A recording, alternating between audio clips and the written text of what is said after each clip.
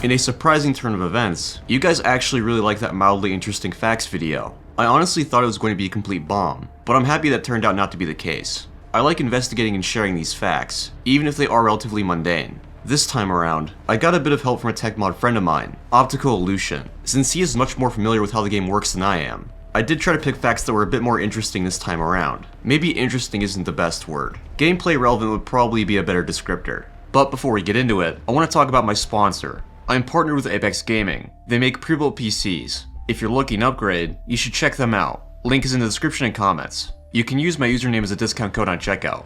Now back to the video. First up, smoke. Smoke grenades and ESS have been in the game for a while now, and they're used very commonly in gameplay, so I thought I knew everything about them. That wasn't until a couple weeks ago, when I realized that smoke blocks range finding attempts, both when you're inside and outside of the smoke cloud. Not being able to range find when inside the cloud is a no-brainer. You can't see anything. But not being able to range find from the outside makes sense too. For optical rangefinders, you can't get an accurate estimate because you're missing an important value, the size of the targeted vehicle. You could get a rough estimate by range finding objects nearby, but you can do the same thing in War Thunder. In the case of laser rangefinders, their light would become scattered and incoherent, so you wouldn't get an accurate return. I have a sneaking suspicion this fact has been known for a while, and I'm just being dumb, but it's still cool that it exists. Next, sabot pedals. When talking about APFSDS or APDS, people often forget that as well as the dart or slug, you're also slinging some aluminum pedals downrange as well. No, you can't kill exposed crew members with a sabot itself, but they are visually modeled, or at least they used to be.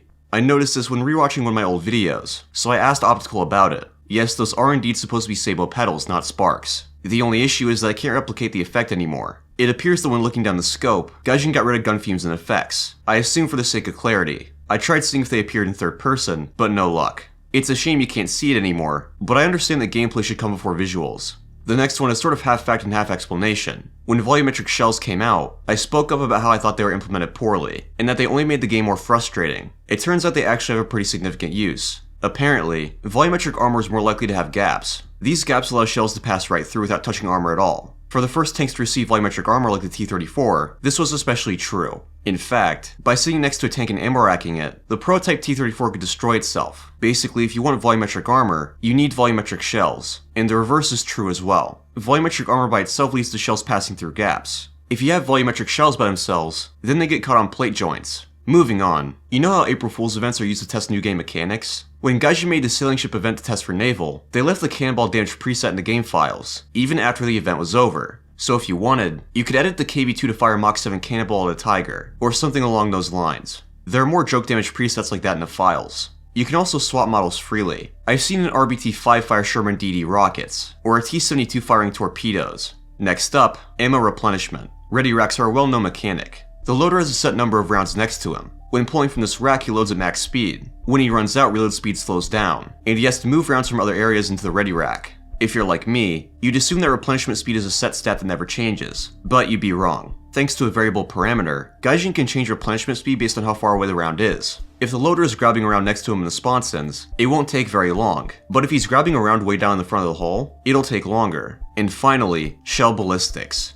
In reality, the behavior of a shell can vary from climate to climate. This is a big enough issue that rounds are modified to be more temperature consistent. For example, DM53 and DM63. If you see someone asking for the 2A6 to get DM63, they don't know what they're asking for, as performance would be practically identical to DM53. But anyway, this temperature dependent behavior is actually modeled in War Thunder. On maps like Frozen Pass or Stalingrad, you can see it to its fullest effect. Anyway, that's all there is for this video. If you guys have similar facts you want to share, leave them in a comment. I might be able to make another follow-up video. I hope you guys enjoyed it, and I'll see you on the next one.